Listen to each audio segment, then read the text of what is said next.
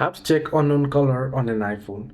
Well, if you received an unknown caller, then if you head into your phone options and then head into recent, you'll be able to view your missed recent calls, the unknown calls right there.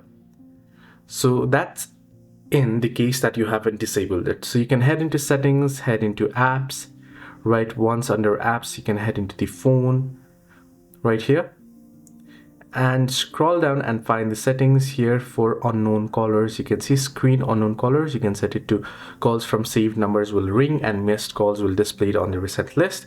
If you set it to ask reasons for calling, then calls from unsent numbers will be asked for more information before iPhone rings. However, calling and data rates will apply, and you can choose to silence it as well.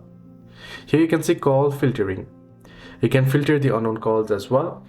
However, if you haven't filtered, then you'll be able to view on your recent tab. If you want to find more details on them, then what you can do is you can install some identity checker for calls such as Truecaller app and such. Hope this video helped. Do like and subscribe.